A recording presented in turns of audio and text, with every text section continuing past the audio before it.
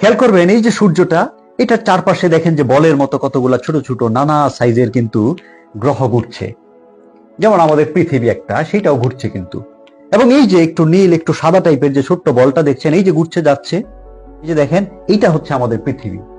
এই বেচারা এই সূর্যটার চারপাশে ঘুরছে এবং একবার চক্কর দিতে প্রায় 1 বছর সময় প্রয়োজন। এবং এই ঘুরতে গিয়ে তার নিজস্ব পজিশনের কারণে আমরা মূলত এক এক সময় শীতকাল, কোথাও আবার গ্রীষ্মকাল, এই ধরনের ঋতুর পরিবর্তন গুলো দেখি। এবং এই যে যুদ্ধ, মারামারি, রাজনীতি, অর্থনীতি, প্রেম, ভালোবাসা, যা কিছু হচ্ছে সবকিছু ঘটছে এই ছোট্ট বলটার ভিতরে, এই পৃথিবীটার ভিতরে। ধরেন প্রায় 60টা মহাদেশ, 5টা মহাসাগর। আমি আছি জার্মানিতে, আপনারা আছেন প্রায় 8,000 কিলোমিটার দূরে একেবারে বাংলাদেশে। তারপর ওইদিকে অস্ট্রেলিয়া, এইদিকে আবার কানাডা, আমেরিকা, ওইদিকে প্রশান্ত মহাসাগর, আটলান্টিক মহাসাগর, আফ্রিকা, কত মরুভূমি, সবকিছু মিলিয়ে যা কিছু আছে হচ্ছে, সবকিছু আছে হচ্ছে যে এই ছোট্ট বলটার ভিতরে। এবং এই ছোট্ট বলটা মানে আমাদের এই পৃথিবীটার আয়তন প্রায় 51 কোটি বর্গ কিলোমিটার। এই 51 কোটি বর্গ কিলোমিটার পৃথিবী, প্রায় গুণে গুণে 13 লক্ষ পৃথিবী আপনি এই সূর্যটার ভিতরে ঢুকাই দিতে পারবে। এত বড় হচ্ছে এই সূর্যটা। এখন আমাকে অনেকেই বলে যে সূর্যটা যদি এত বড় হয়, আমরা তো সকালবেলায় দেখি কোথায় একটু ছোট্ট একটা বলের মতো উঠছে, আবার সন্ধ্যাবেলায় ডুবে যাচ্ছে, এত বড় তো মনে হয় না। মনে হয় না, কারণ হচ্ছে এই সূর্যটা আপনার কাছ থেকে 15 কোটি কিলোমিটার দূরে আছে। আপনারা যারা বিমানে ভ্রমণ করেন, হাই অ্যালটিটিউড, ধরেন 33,000 ফিট বা আরো বেশি, 10 থেকে 12 কিলোমিটার উপর দিয়ে যখন বিমানটা যায়, জানালা দিয়ে নিচে তাকাবেন, মানুষগুলো দেখবেন যে ছোট ছোট পিঁপড়ার মতো মনে হয় চলছে, যেন কোনো একটা শহরের দিকে তাকাইলে মনে হয় কতগুলা পিঁপড়া একসাথে জড়ো হয়ে আছে, মাত্র 10 থেকে 12 কিলোমিটার উপরে। আর এই সূর্যটা আপনার কাছ থেকে, আমার কাছ থেকে 15 কোটি কিলোমিটার দূরে। এবং এটার উপরে তাপমাত্রা হচ্ছে প্রায় 6,000 ডিগ্রি সেলসিয়াস, এবং এটার ভিতরের তাপমাত্রা হচ্ছে 1.5 কোটি ডিগ্রি সেলসিয়াস। অর্থাৎ এই সূর্যটা 1.5 কোটি ডিগ্রি তাপমাত্রায় তার নিজের ভিতরটা জ্বলছে এবং পুড়ছে। এবং এই পুরার ফলে যে আলো তৈরি হয়, যে তাপমাত্রা, সেইটা আমরা পৃথিবীতে পাই, যেটা আমাদের শক্তির উৎস। এই সূর্যটাকে কেন্দ্র করে এই মূলত আপনার মার্কুরি, ভেনাস, আর্থ, মার্স, জুপিটার, স্যাটার্ন, এই যে প্রায় 8টা গ্রহ আমাদের, এগুলো সব ঘুরছে। এবং এই যে ঘুরছে নির্দিষ্ট দূরত্বে, এইটাকেই আমরা বলছি সূর্য সহ সবকিছুকে আমাদের সৌরজগৎ বা সূর্যের জগৎ। এই সূর্যটা আবার অবস্থান করছে মিল্কি ওয়ে গ্যালাক্সিতে। এইটা হচ্ছে যে মিল্কি ওয়ে গ্যালাক্সি। গ্যালাক্সি মানে হচ্ছে যেখানে অনেকগুলো নক্ষত্র, সূর্য কিন্তু একটা নক্ষত্র, এইরকম ধরেন একটা নক্ষত্র যার পাশে আরো বিভিন্ন কিছু ঘুরছে, সবকিছু যেখানে একসাথে অনেকগুলো পুঞ্জাকারে ঘুরে, এটাই হচ্ছে গ্যালাক্সি। এবং এইটা হচ্ছে যে আমাদের মিল্কি ওয়ে গ্যালাক্সি, যেখানে প্রায় বলা হয় যে 100 বিলিয়ন থেকে প্রায় 400 বিলিয়ন পর্যন্ত সূর্যের মতো এরকম নক্ষত্র আছে, এবং এগুলো চক্রাকারে ঘুরছে। 1 বিলিয়ন মানে হচ্ছে 100 কোটি, তার মানে 100 বিলিয়ন মানে 10,000 কোটি, এবং 400 বিলিয়ন মানে 40,000 কোটি।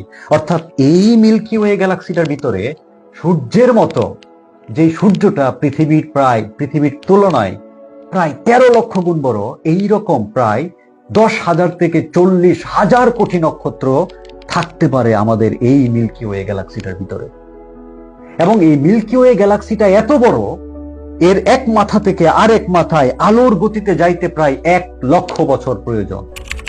অর্থাৎ সহজে বলছি, ধরুন আপনার বাড়িতে যদি একটা টর্চ লাইট থাকে, আপনি রাতের বেলায় একটা গাছের দিকে ধরেন লাইটটা ধরলেন, বা রাস্তার দিকে, আপনার লাইট থেকে, টর্চ থেকে যে লাইটটা বের হয়ে যায়, এর গতি হচ্ছে সেকেন্ডে 3 লক্ষ কিলোমিটার।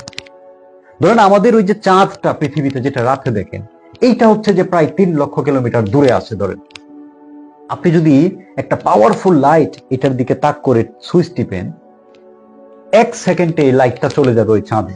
এত দ্রুত যায় হচ্ছে আলোর গতি। এই আলোর গতিতে, এত স্পিডে এই মিল্কি ওয়ে গ্যালাক্সিটার এই মাথা থেকে ওই মাথায় যাইতে আপনার 1 লক্ষ বছর সময় প্রয়োজন। এত বড় হচ্ছে এই মিল্কি ওয়ে গ্যালাক্সিটা, যেখানে প্রায় 100 থেকে 400 বিলিয়ন নক্ষত্র আছে সূর্যের মতো। এইবার আপনাদেরকে আমি এমন একটা ডেঞ্জারাস কথা বলবো যেটা অবিশ্বাস্য। সেটা হলো, এই যে এতগুলো অসংখ্য নক্ষত্র নিয়ে আমাদের এই মিল্কি ওয়ে গ্যালাক্সি, এইখানে একটা নক্ষত্র আছে যেটার নাম হচ্ছে স্কুটি। এই যে নক্ষত্রটা দেখছেন, এইটা হচ্ছে স্কুটি নক্ষত্র, যেটা আমাদের এই পৃথিবী থেকে ৯,৫০০ আলোকবর্ষ দূরে। অর্থাৎ পৃথিবীতে দাঁড়ায় আমি যদি এখন ওই স্কুটি নক্ষত্রটার দিকে লাইট ধরি, তাহলে সেকেন্ডে ৩,০০,০০০ কিলোমিটার বেগে ওখানে পৌঁছাইতে ৯,৫০০ বছর সময় লাগবে। এত দূরে আছে এই স্কুটি নক্ষত্রটা আমাদের এই মিল্কি ওয়ে গ্যালাক্সির ভিতরে। এই স্কুটি নক্ষত্রটা এখন পর্যন্ত আমাদের জানা সবচেয়ে বড় নক্ষত্র। এবং এই যে সূর্যটা, যেটা প্রায় ১৩ লক্ষ পৃথিবীর সমান, এই সূর্যটার প্রায় ৫০০ কোটি সূর্যের সমান বড় হচ্ছে এই স্কুটি নক্ষত্রটা। একবার চিন্তা করেন যে এই যে বিশাল পৃথিবী, এরকম ১৩ লক্ষ পৃথিবী আপনি ঢুকাই দিতে পারছেন সূর্যটায়, এইরকম ৫০০ কোটি সূর্য আপনি ঢুকাই দিতে পারবেন ওই স্কুটি নক্ষত্রটার ভিতরে। এত বড় হচ্ছে স্কুটি নক্ষত্রটা, যেটাতে পৌঁছাইতে পৃথিবী থেকে সেকেন্ডে যদি ৩,০০,০০০ কিলোমিটার বেগে আপনি দৌড়াইতে পারেন, তারপরেও আপনার ৯,৫০০ বছর সময় লাগবে ওইখানে পৌঁছাইতে, ওই নক্ষত্রটায়। এত বিশাল হচ্ছে এই নক্ষত্র। এবং এইটা তো আমি বললাম মাত্র একটা গ্যালাক্সির কথা, আমাদের মিল্কি ওয়ে, যেখানে ৪০০ থেকে ৫০০ বিলিয়ন নক্ষত্র এবং স্কুটির মতো এরকম ৫০০ কোটি বড় সূর্যের চেয়েও নক্ষত্র আছে, এরকম ছোট বড় অসংখ্য নক্ষত্র। এখন পর্যন্ত আমরা যতটুকু ধারণা করি যে এইরকম মিল্কি ওয়ে গ্যালাক্সির মতোই প্রায় ২ ট্রিলিয়ন, ১ ট্রিলিয়ন মানে ১,০০,০০০ কোটি, এরকম প্রায় ২,০০,০০০ কোটি গ্যালাক্সি আছে আমাদের এই যে মহাকাশ, মহাবিশ্ব, যেটা আমরা এখন পর্যন্ত জানি বা বুঝি, যেটা আপনারা রাতের আকাশে দেখেন, খোলা আকাশে। এই কথাগুলো আমি এতক্ষণ কেন বলছি জানেন? এই যে এত বিশাল আমাদের এই অস্তিত্বমান জগৎ, এত এত নক্ষত্র, এত এত বিশালতা, গ্যালাক্সি, সমস্ত কিছু, এই সমস্ত কিছুর পিছনের কারণ হিসেবে আমরা যারা স্রষ্টায় বিশ্বাস করি, আপনারা যারা স্রষ্টায় বিশ্বাস করেন, আপনারা যারা বিশ্বাস করেন যে একজন সৃষ্টিকর্তা আছেন এর পিছনে, এবং আপনারা যদি সত্যি সেই সৃষ্টিকর্তাকে সম্মান করেন, শ্রদ্ধা করেন, এবং আপনারা মনে প্রাণে বিশ্বাস করেন যে আপনিও সেই সৃষ্টিকর্তার সৃষ্টি, আপনি কখনোই, আমার মনে হয়, এমন কোনো কাজ লজ্জায়ও করতে পারবেন না যেটা অন্যায়, যেটা আরেকটা মানুষকে কষ্ট দেয়, দুঃখ দেয়, যেটা যুদ্ধ তৈরি করে, যেটা ক্যাওস তৈরি করে। আপনি লজ্জায় করতে পারবেন না, আরেকটা মানুষকে অপমান করতে পারবেন না, কষ্ট দিতে পারবেন না।